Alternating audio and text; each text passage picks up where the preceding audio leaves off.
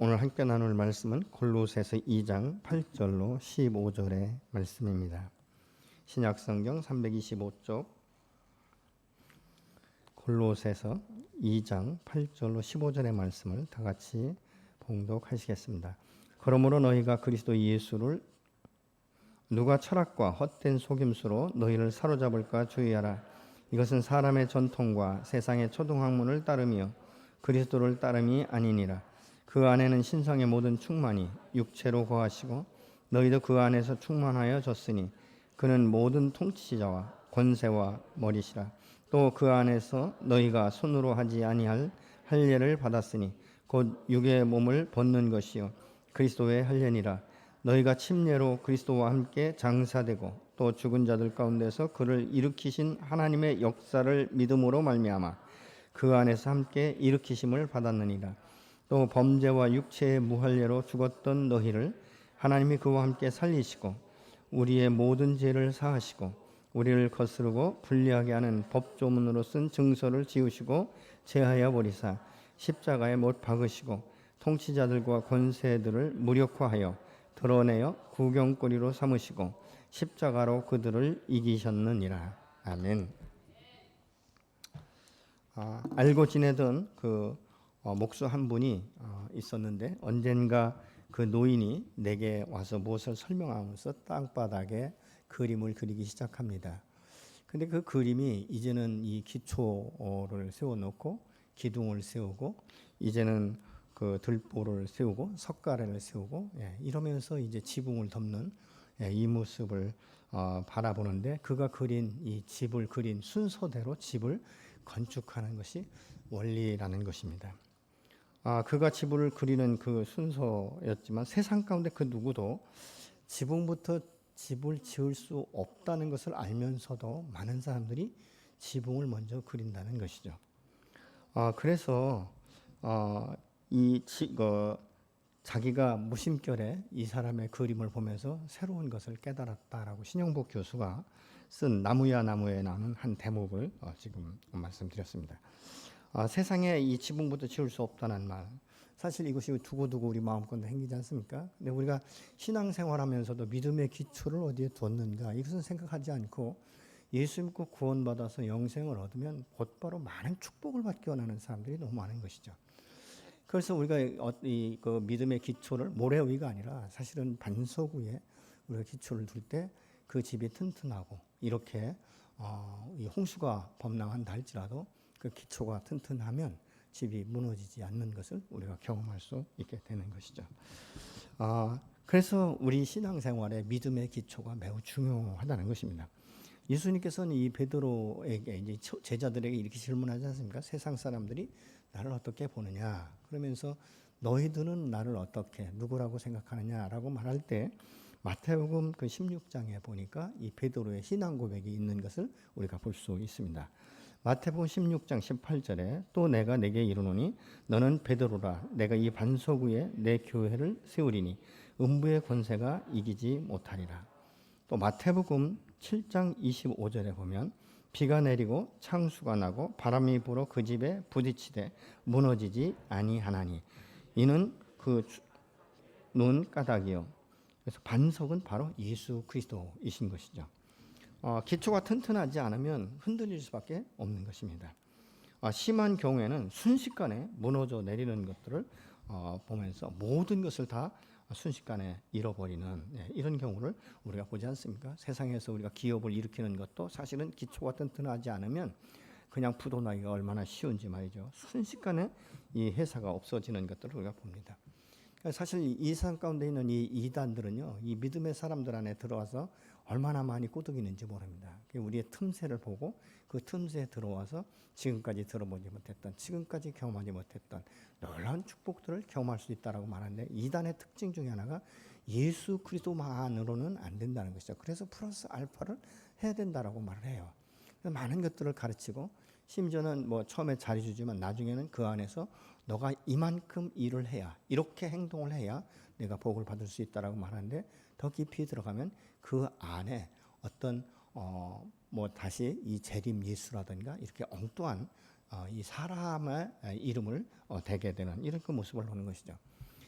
통일교였던 게 문선명 씨는 말이죠. 어떻든 간에 우리가 신앙생활을 제대로 하려면 돈이 많아야 된다. 이래가지고 돈 버는 방법을 가르친다라고 사람들을 얼마나 많이 꼬드겼는지 모릅니다. 여러분 우리가 사실 그 예수 그리스도 그분 한 분만으로도 우리가 만족할 수 있어야 되지 않겠습니까? 그런데 그것이 아니기 때문에 우리가 이 세상 가운데 살아가면서 주님의 도우심을 구하면서도 내 노력, 내 열심, 어떤 세상적인 철학이라든가 세상적인 어떤 학문, 이 지식에 의해서 내가 움직여지는 이런 모습을 볼 수 있는데 사실은 이 예수님께서 말씀하시기를 요한복음 그 14장 6절에도 보면 길이요 진리요 생명이니 나로 말미암지 않고는 아버지께로 올 자가 없다. 하나님과의 관계가 끊어진 이 죄인들에게는 사실 길이요 진리요 생명이신 예수 그리스도 이에는 그 길을 열어놓은 자가 없다라고 말씀하시고 또 사도행전 4장 12절에도 보면 이 천하 만민 가운데 오직 예수 그리스도 이에는 누구에게도 이 생명의 길을 열어놓은 적이 없다라고 말씀하시는 것을 우리가 볼 수 있습니다. 이 8절에 보니까 누가 철학과 헛된 속임수로 너희를 사로잡을까 주의하라. 이것은 사람의 전통과 세상의 초등학문을 따르며 그리스도를 따름이 아니니라. 이 성경에서는요 어떤 철학이라든가 또 과학이라든가 여러 분야의 학문에 대해서 다 쓸데없는 것이다. 오직 성경만 있으면 된다라고 말씀하지 않습니다.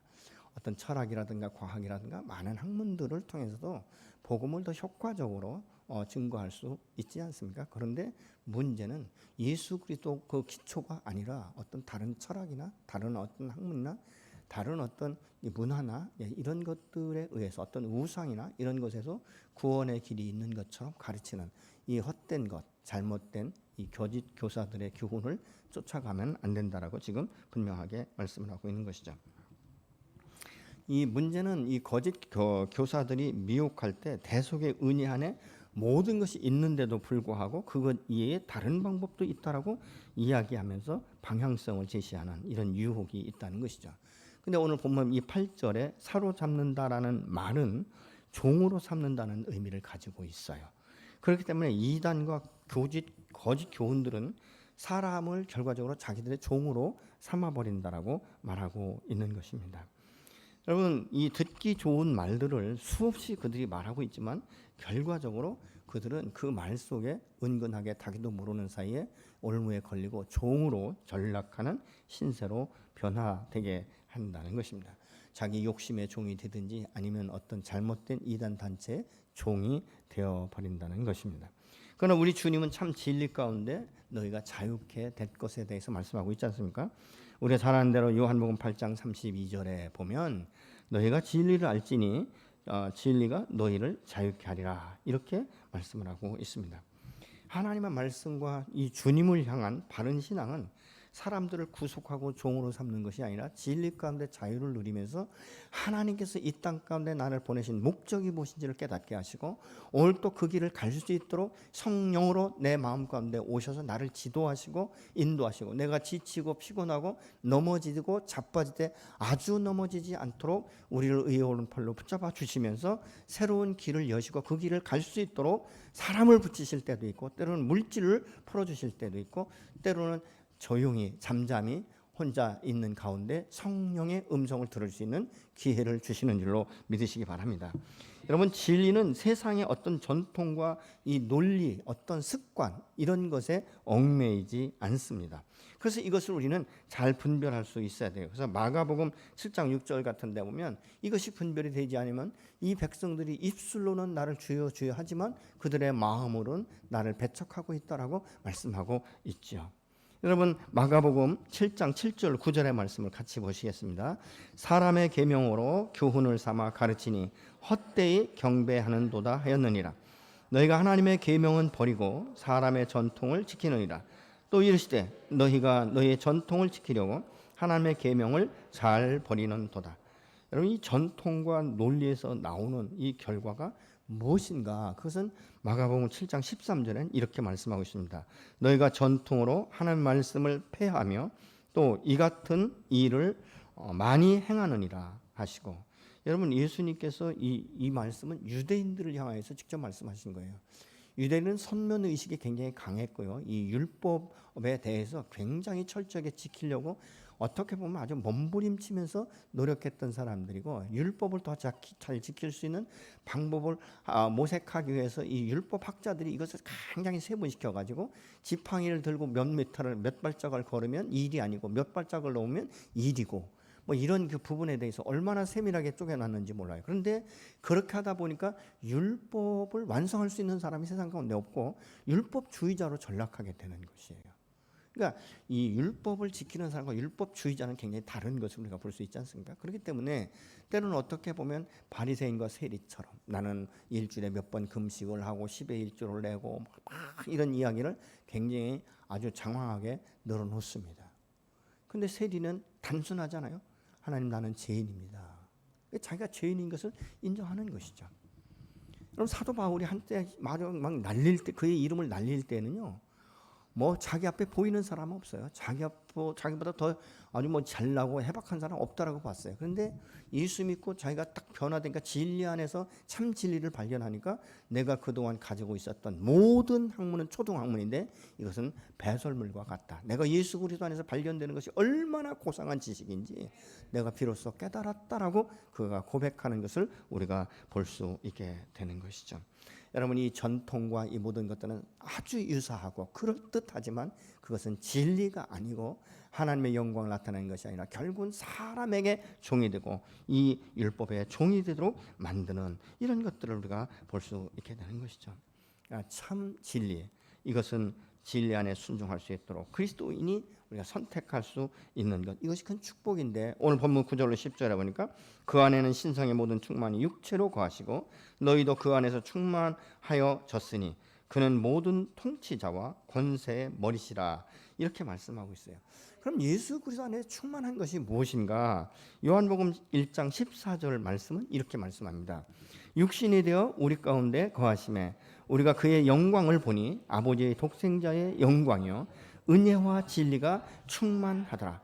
예수 안에 신성이 충만한 것이 육체에 거하신다는 말은 하나님의 모든 것을 가지고 계시면서 예수님이 소유한 그 사람들은, 예수께 속한 사람들은 예수님이 가지고 계셨던 모든 것들을 그 은혜 가운데 우리에게 주셨다라고 지금 말씀하고 있는 것이에요.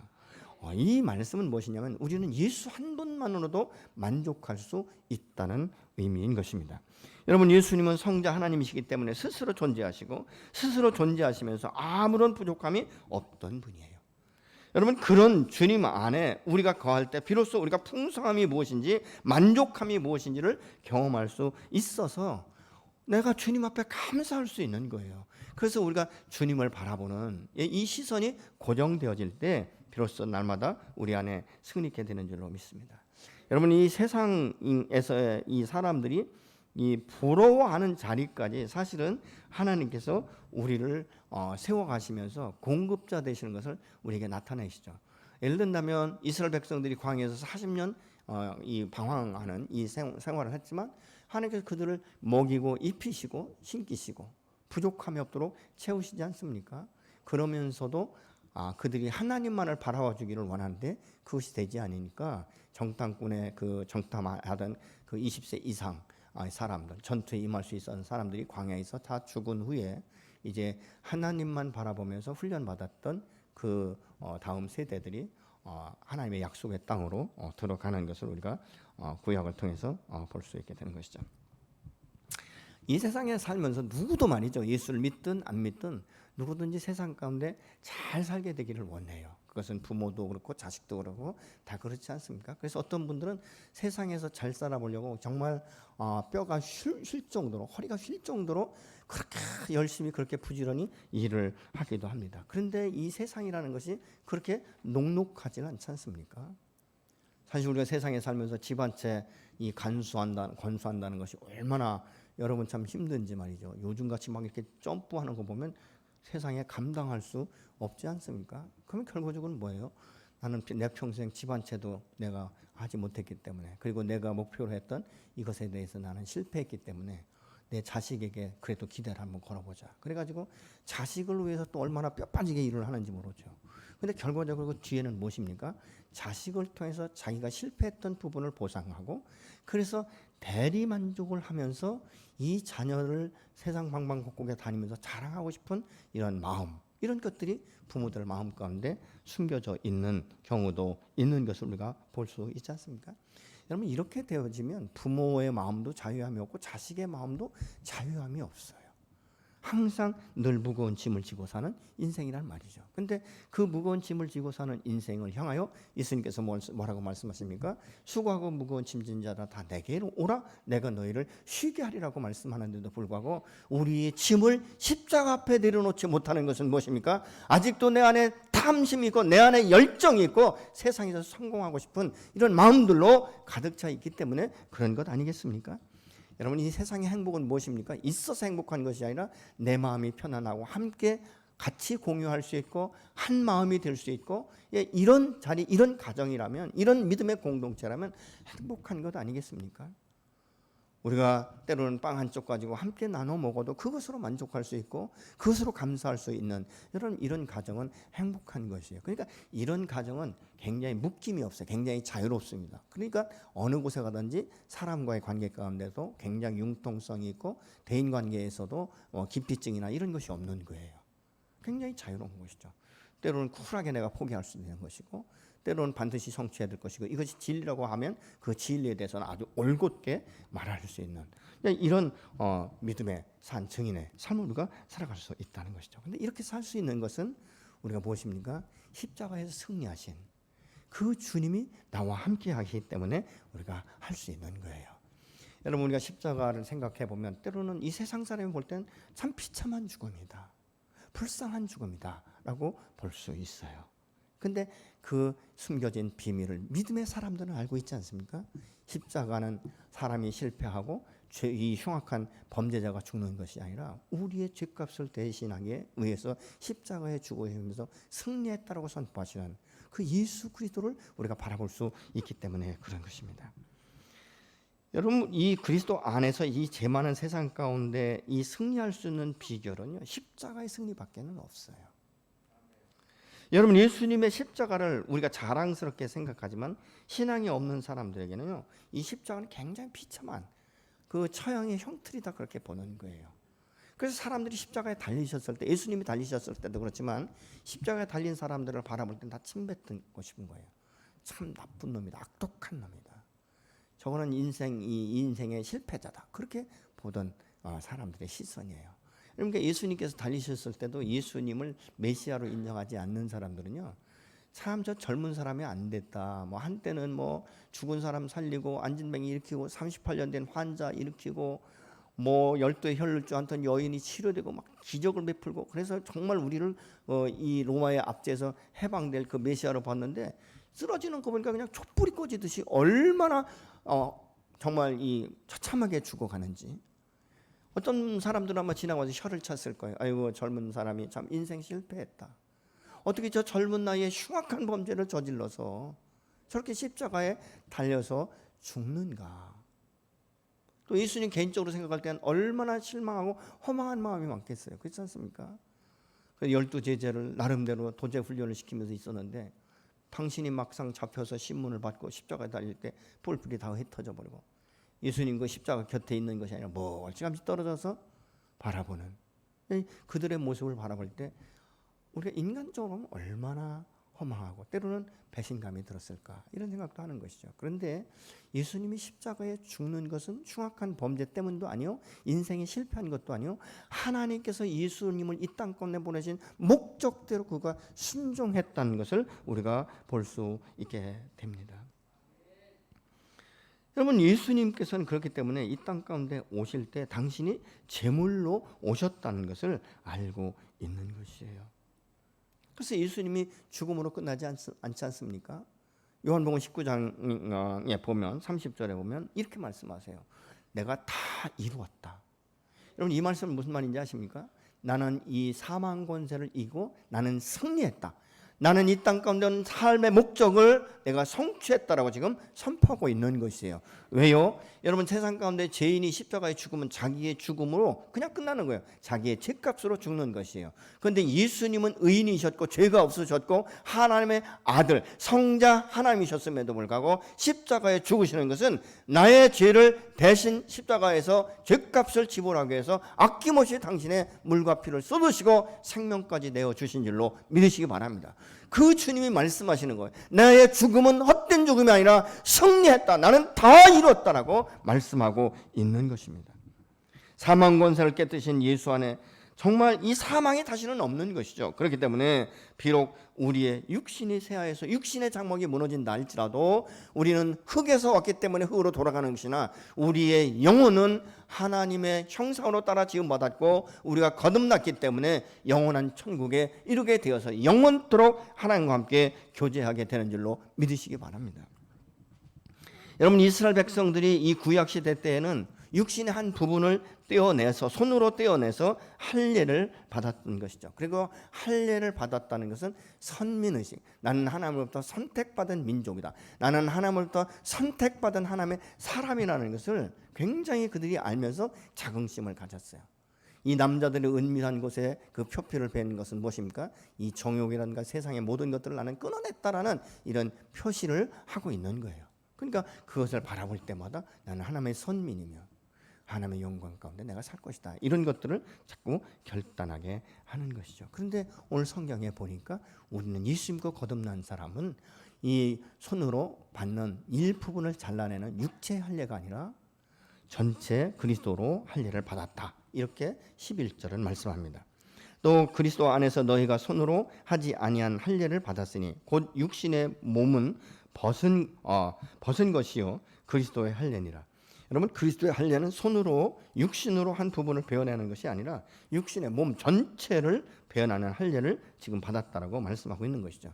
육신의 할례를 어떻게 전체적으로 받을 수 있는가? 그것은 바로 예수 그리스도가 십자가에서 나의 죄값을 다 지불하시면서 다 이뤘다라고 말씀하신 것처럼 우리 주 예수 그리스도의 보혈로 우리의 머리에서 발끝까지 그리고 우리의 속사람 이 죄의 이 모든 것들을 다 사하셨기 때문에, 그래서 그 후에 이 부활의 주님이 우리에게 나타나시고 성령으로 오셔서 오늘도 나와 함께 동행하고 있는 것, 이게 바로 그리스도의 할례라고 우리가 말할 수 있게 되는 것이죠.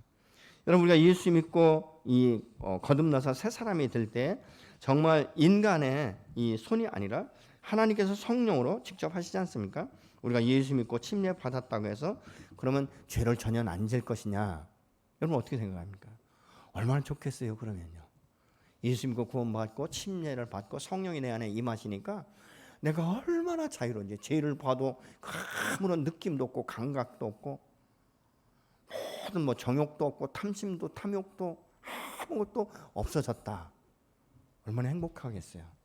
근데 우리의 그 육체의 이 속에는 죄의 본성이 남아있기 때문에 성령으로 충만하지 않으면 우리가 생각 가운데 늘 범죄할 수 있는 것이고 이 세상 가운데 명예와 권력욕이 있게 되는 것이고 누구든지 성공하고 싶고, 그래서 그 집중해서 그 일에 전념하다 보니까 하나님을 하나님답게 예수를 예수답게 예배를 예배답게 드리지 못하는 경우가 종종 일어나는 것들을 우리가 볼 수 있지 않겠습니까? 12절에 보면 이렇게 말씀합니다. 너희가 침례로 그리스도와 함께 장사되고 또 죽은 자들 가운데서 그를 일으키신 하나님의 역사를 믿음으로 말미암아 그 안에서 함께 일으키심을 받았느니라, 이렇게 말씀하고 있어요. 여러분, 우리가 할례 혹은 이 침례를 받을 때 나는 예수와 함께 죽고 예수와 함께 십자가에 살아났다는 것을 인정하는 것 아니겠습니까? 여러분, 구약시대 때 이스라엘 백성들은 손으로 이 신체 일부를 베어서 하나님의 백성이 되고 하나님께 속해 있다는 것을 얼마나 자랑스럽게 여겼는지 모릅니다. 그래서 이 할례 받지 못한 사람들은요, 이방인으로 그리고 사람 취급도 제대로 하지 않았던 것을 우리가 볼 수 있습니다. 그러나 신약시대에는 우리가 예수를 믿을 때 성령이 임하셔서 늘 나와 함께 동행하시고 죄로 인해서 무너진 우리의 심령을 새롭게 세우신다는 것입니다. 여러분, 우리가 예수 믿고 거듭나면 반드시 변화가 일어나는데 이게 생명력이 있기 때문에 그래요. 제가 종종 말씀드리지 않습니까? 여러분, 이 변화라는 건 외적인 변화가 아니에요. 어떤 때 연예인들 보면요, 아니 작년하고 올 사이에 달라진 모습들이 이렇게 참 보일 때가 있잖아요. 예. 그러면 우리가 이 외모가 바뀌면, 외모가 아름다우면 성품도 아름다우냐? 그렇지 않다는 것이죠. 우리가 예수를 믿어도 우리 안에는요, 끊임없이 우리의 성품과 이 인품에 대한 작업이 일어나야 되는 거예요. 근데 이것은 뭐냐? 속사람의 변화예요. 여러분, 속사람이 변화되면 이 외모가 바뀌어요. 왜냐하면 속사람이 변화되지 않고 날마다 끓탕이고 분노가 있고 말이죠, 원한이 있고 늘 근심과 걱정이 있는 사람은요, 얼굴 표현으로 나타나잖아요. 내가 말하지 않아도 사람들이 말하잖아요. 아니, 집사님 무슨 근심이 있으세요? 이건 뭐예요? 나는 아무 말도 안 했어요. 그런데 내 얼굴 표정을 대서 이 바디랭귀지를 통해서 다른 사람이 듣는 것이죠. 근데 내 마음이 편하고 안정감이 있고 기쁘고 행복하고 감사한 사람은요, 벌써 얼굴이 달라요. 편안하고. 사람들이 묻잖아요. 당신은 어떻게 그렇게 세상을 편하게 살 수 있냐? 예. 무의미하게 아무런 목표도 목적도 없이 살라는 이야기가 아니라 예수 그리스도 안에서 사는 사람은 그렇게 돼야 되는데, 이것은 뭐냐면요, 우리가 살아있다는 것은. 그래서 이 오늘 본문에 보면 말이죠, 15절에 보면 이렇게 말씀하지 않습니까? 통치자들과 권세자들을 무력화해서 드러내어 구경거리로 삼으시고 십자가로 그들을 이기셨다, 승리하셨다라고 말씀하고 있어요. 사단은요, 얼마나 이 틈새를 잘 누리는지 몰라요. 요즘에 뭐 이 세상 가운데서 그래도 나름대로 성공하려면 틈새 시장을 잘 뚫어야 된다, 이런 말을 하고 있지 않습니까? 사단은요, 우리가 조그만 틈새를 보면 그 틈새에 와가지고 딱 못을 박아버리는 거예요. 자기의 영역을 자꾸 넓히려고 하는 이런 아주 되지 못한 속성이 있어요. 근데 이것을 우리가 완전하게 차단할 수 있는 것은 성령 충만이에요. 그럼 성령 충만을 어떻게 할 수 있냐? 히브리서 12장 2절에 보면 이렇게 말씀하고 있어요. 믿음의 주요 온전케 하신 예수를 바라보자. 어떤 목수가 아들에게 못 박는 것을 가르쳤대요. 근데 못을 박는 방법을 가르치면서 이렇게 말합니다. 아버지가, 아들아, 못을 박을 때는 다른 생각하지 말고 못에 집중해라. 그러면 못의 머리가 굉장히 커 보인다. 그래서 망치로 못을 박을 수 있는데 네가 한눈 파는 순간에 못대가리가 안 보이기 때문에 내 손가락을 망치로 내려칠 수밖에 없다라고 말합니다.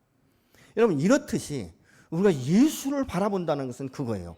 십자가에서 다 이뤘다, 승리했다라고 말씀하시는 그 주님을 바라보면서 날마다 진리의 말씀 가운데 하나님의 말씀을 묵상하고 진리 가운데 내가 살기로 결정하고 십자가를 바라볼 때 우리는 좌로우로 치우치지 아니하고 오직 부르신 이에 합당한, 이 부름에 합당한 상급의 면류관을 향하여 오늘 또 한 걸음 한 걸음 나가게 될 줄로 믿으시기 바랍니다. 이것을 우리가 뭐라고 말하냐? 성화의 과정이다라고 말하고 있는 거예요. 여러분, 누구도 온전한 사람 없어요. 누구도 예수 안에 뭐 몇 년 믿었다고 뭐 바꾸고 이런 거 없어요. 근데 예수 믿고 성령이 충만하고 속 사람이 변화되기 시작하면 제가 볼 땐 그래요. 가장 먼저 나타난 게 언어예요. 말이 바뀌어요. 말이. 예. 전에는 아주 악한 말. 어떤 사람들 말할 때 보면요, 입에 막 힘을 주고 말을 해요. 아주 막 그 말을 들으면 그냥 객관적으로 들을 때도 이야, 몸소리가 쳐질 만큼 그렇게 무서운 말들을 막 내뿜거든요. 네, 그래서 이 성경은 그렇게 말하잖아요. 작은 혀가 모든 인생의 수레바퀴를 불사른다, 그렇게 말을 하고 있어요. 언어가 바뀌는 거예요. 왜요? 내 마음껏 진리 영이 임하다 보니까 하나님의 영광 가운데 기쁨이 오는 거예요. 그러니까 똑같은 말해도 칭찬하고 격려하는 거예요. 제가 이제 요 며칠 사이에 지난주 수요일날 우리 이대성 목사님이 설교 시간에 기도의 제목을 그 전주에 보고, 아니 골로새서 본문을 보니까 그런 게 없어요. 목사를 칭찬하면 교회가 부흥된다. 골로새서 아무리 찾아봐도 목사 칭찬하는 말 없어요. 그래서 아니 이 친구가 이 본문 갖고 무슨 설교를 하려고 했나 봤더니 그런 또 책이 나왔더라고요. 그래서 그 설교를 들으신 분들은 아마 며칠 사이에 힘써서 상대방을 칭찬하느라고 수고하신 분도 있고, 그죠? 어떤 분은 수고하셨을 거예요. 뭘 칭찬해야 되나? 한 10가지, 20가지는 할 수 있는데 100가지 칭찬은 좀 쉽지 않죠. 어떤 분이 저한테 그랬어요. 목사님이 자기를 100가지 칭찬하시려면 좀 신경 쓰실 거라고. 사실은 이제 제가 신경 못 쓰고 제 아내가 신경을 썼어요. 근데 보니까 그 칭찬은 다른 게 아니에요. 격려예요. 그리고 감사하는 거예요. 예를 들면 부부가 이런 거죠. 난 당신이 있어서 감사하다. 난 당신이 있어서 행복하다. 당신은 이런 사람이다. 당신은 좋은 아빠다. 당신은 좋은 남편이다. 당신은 좋은 아내다. 어떻게 그 음식을 잘할 수 있느냐. 이런 아주 작은 것에서부터 우리가 칭찬하기 시작하는 거예요. 여러분 전에 나온 책 중에 고래도 칭찬하면 춤을 춘다. 이런 책도 있지 않았어요? 근데 여러분 혹시 보세요. 책. 목사를 칭찬하면 교회가 부흥된다. 이 책은요. 1시간 안에 읽을 수 있어요. 아주 쉬우면서도 참 재미있게 그렇게 구성되어 있어요. 근데 그 칭찬을 받으니까 아마 굉장히 좋으신 분들도 있었을 거예요. 야, 아내가 나를 이렇게 칭찬하는구나. 우리 남편이 나를 이렇게 칭찬하는구나. 이게 얼마나 좋은지. 우리 형제 카톡방에서도 보면 서로 이렇게 칭찬하는 이런 글들이 올라오는 것을 보면 너무 감사한 거예요. 그래서 지난 수요일 날 예배 참석하신 분들은 숙제 다 하셨을 거예요. 그죠? 다 하셨죠? 안 하신 분들은 하세요. 이번 주 한번 해보시고요. 그게 뭔가 모르시는 분은 지금 중보기도 방에 지난주 설교가 올라가 있어요. 그리고 더 궁금하신 분은 책 사서 보시면 돼요. 책 뭐 그렇게 별로 비싸지도 않고 신경 쓰지 않고도 읽을 수 있어요. 근데 여러분 가정에서 여러분 자신이 스스로를 칭찬하고 여러분 가족을 칭찬하고 교회 목장에서 함께 서로 칭찬하고 교회 공동체가 칭찬하면 놀라운 변화가 일어나게 될 것이에요. 여러분 사실 내가 기뻐야 다른 사람의 기쁨에 동참할 수 있는 거예요. 나는 지금 속이 막 썩어 문드러 있고 오만 가지 그 걱정과 근심이 남이 웃으면요 속에서 욕 나오잖아요. 저것들은 뭐가 좋다고 저렇게 웃었었나. 나는 지금 속상해 죽겠는데. 이런 말들이 나오는 거예요. 내가 행복해야 되는 것이죠. 내가 행복할 수 있는 것은 무엇입니까? 사람으로부터 여러분 위로받고 사람으로부터 막 이것보다 더 중요한 건 아버지의 말씀으로 위로받는 거예요. 여러분 이것보다 더 중요한 게 없어요. 그래서 내가 성화된다. 내 속사람이 변화되는 것은요. 아무렇게 안 해도 예수만 믿으면 변화된다. 아니에요 여러분. 모든 생물을 걸음을 줘야 성장할 수 있듯이 기본적인 말씀을 우리가 보고 또 때로는 시간이 되면 묵상도 하고 기도하고 그러다 보면 조금 신앙생활을 하다 보면요. 하나님의 음성을 들을 수 있어요. 하나님의 음성을 들으면 내 인생에 대해 질문할 수 있어요. 하나님 내가 어떻게 살아야 되죠? 내가 뭘 하고 살아야 되죠? 내 인생에 대해서 질문하기 시작하는 것이죠. 하나님의 뜻을 알기 시작하는 거예요. 여러분 이게 얼마나 기쁨인지 몰라요. 여러분 그래서 우리가 그리스도 안에서 거듭난 사람들이 그 십자가를 바라보고 나갈 때 한눈팔을 새가 없고요. 이 세상 가운데서는요. 나를 핍박하고 나를 유혹하고 나를 무너뜨리기 위해서 얼마나 많은 인간들이 노력하는지 몰라요. 왜요? 진리를 모르기 때문에. 내가 너를 밟고 올라가기 원하는 마음들이 있지 않습니까? 그 믿음의 사람은 항상 성령의 인도함을 받는 것.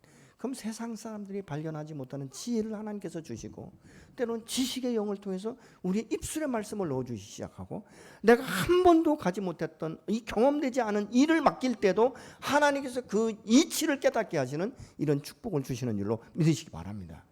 저는 먼저 있던 교회가 한 3,000석 성전을 건축할 때요. 사실은 저는 건축학을 공부한 사람이 아니에요. 아무것도 몰라요. 근데 기도할 때 하나님 앞에 나가서 계속적으로 기도하면서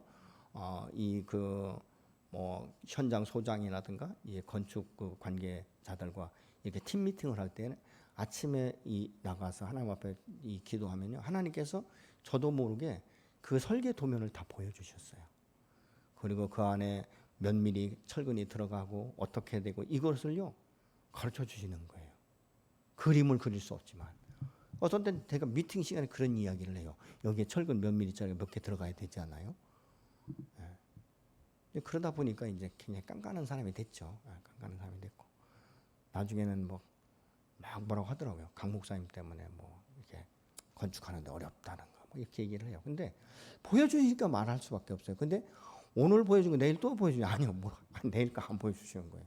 근데 순간순간 뭐 매번 그런 게 아니라 때로는 그렇게 보여주시는 것을 저는 경험을 했어요. 여러분 우리가 때로는 너무 답답하고 우겨쌈을 당할 때 이 사람 저 사람에게 물어보지만 사실은 그건 세상적인 권면이고 세상적인 것들이 많아요. 때로는 그게 유익할 수도 있지만 전혀 나하고 맞지 않는 경우가 있다는 것이죠. 그럼 그때 우리가 어떻게 되는가 주님 앞에 나가 질문하는 것이죠. 하나님 내가 이런 우겨쌈을 당하고 이런 어려움이 있습니다. 하나님 내가 어떻게 해야 될까요? 내가 무슨 말을 해야 될까요? 여러분 그래서 우리가 주님만을 바라보는 이 삶은요. 정말 이 세상 가운데 못 살 것 같은 그런 것이 아니라 주님이 내 인생을 풀어가신다는 것입니다. 사람은요.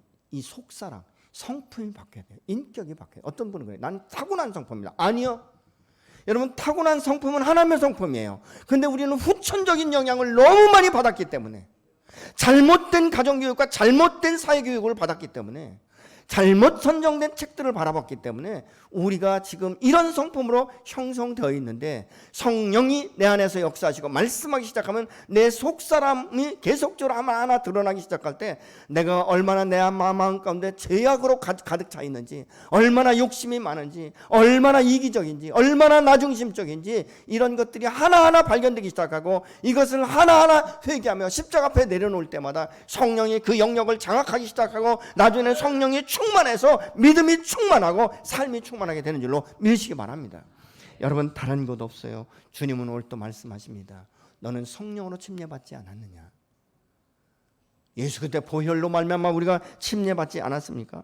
그래서 진리의 말씀이 내 안에서 풀어지는 이런 역사가 있어져야 되는 것입니다. 기도를 통해서 하나님의 음성을 들어지고 하나님의 뜻을 찾게 되고, 이전에 가졌던 가치관과 세계관의 변화를 가져오고, 이전에 가지고 있었던 정체성의 변화를 가져오면서 하나님의 자녀로서의 신분과 권위에 맞는 정체성을 가지고, 하나님께서 내가 나를 이 땅 가운데 보내실 때 그 목적이 무엇인지를 다시 한번 바라보면서 나의 세계관과 나의 가치관이 형성되기 시작할 때, 비로소 우리는 하나님의 사람답게 능력 있는 이 땅 가운데 존귀하게 괴물 얻는 이런 축복을 받는 삶으로 인도되어질 줄로 믿습니다. 여러분, 성도는 예수와 함께 십자가 이미 못 박혀 죽은 것이에요. 우리의 옛사람을 따라서, 옛사람의 정서를 따라서 살아갈 몸이 아니라는 것입니다. 여러분, 오늘 또 내가 성령의 도심으로 의를 향해서 살아남으로 인해서 우리의 겉사람은 후패하고 우리의 속사람이 날로 새로워지는 이런 역사가 있어질 때 내 안에 거룩한 하나님의 영이 회복되어지는 줄로 믿으시기 바랍니다. 그러면 창세기 3장 범죄하기 이전에 아담이 에덴 동산에서 하나님과 함께 동행하면서 말씀을 나눴던 것처럼, 오늘날 저와 여러분이 거듭난 사람 가운데 하나님의 동산에서 하나님과 함께 교제하며 아름다운 삶, 기쁨으로 둘러싼 이 삶을 영위하게 될 줄로 믿으시기 바랍니다. 여러분, 성도의 삶은 말과 표정과 인격이 전반적으로 갖춰지는 것입니다. 그것이 바뀌기 시작하는 것입니다. 성령이 내 속에서 함께 동행하시면 전인격적인 변화가 일어나기 시작하는 것이죠.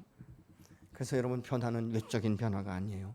그리고 거칠에 그냥 가면을 쓰고 탈을 쓰고 이런 변화가 아니라, 진정한 변화는 자기 속내를 다 드러내놓기 시작하는 거예요. 부끄러움이 없는. 여러분, 세상 사람은 아직도 돈 많고 권력 있고 좋은 집에서 좋은 차 타고 사는 사람들을 흠모합니다. 그리고 그들을 존경한다라고 말을 합니다. 그러나 그들의 언행을 보면 존경할 만한 사람이 그리 많지 않다는 것입니다. 여러분, 세상 가운데 지금 권력을 누리고 있는 사람들을 보십시오. 그들의 입술의 말을 보십시오. 우리가 존경할 만한 분들이 얼마나 되는 것 같습니까? 진정한 이 존경은 인격과 품격에서 나오는 거예요. 인격과 품격은 어디에서? 내 속사람, 성령의 도우심을 따라서, 성령의 역사하심을 따라서 내가 변화되어질 때 변화되는 것이 금방 눈에 보이지 않지만 조금씩 변화되어서 성숙해가는 나의 모습을 발견하기 시작하는 것이죠. 그것이 축복이에요. 우리는 오늘 또 자신의 이 삶의 기초를 어디에 두었는지를 다시 한번 살펴봐야 될 줄로 믿습니다. 여러분, 십자가에 승리하신 주님과 함께 동행함으로 새롭게 변화를 받고 성령의 충만을 얻어서 우리의 이 변화된 삶을 통해서 우리 주변의 사람들을 주께로 인도하는 복음의 통로가 되어질 때, 하나님께는 큰 영광이 되어지며 나에게는 축복이요 그에게는 은혜가 전달되어 가는 줄로 믿으시기 바랍니다. 마지막으로 우리가 고린도전서 15장 57절 58절의 말씀을 보고 함께 기도하고 마치겠습니다. 우리 주 예수 그리스도로 말미암아 우리에게 승리를 주시는 하나님께 감사하노니, 그러므로 내 사랑하는 형제들아, 견실하며 흔들리지 말고 항상 주의 일에 더욱 힘쓰는 자들이 되라. 이는 너희의 수고가 주 안에서 헛되지 않은 줄 알미라. 아멘. 이 말씀대로 저 여러분 안에 이런 삶이 이루어지기를 예수님으로 축원합니다.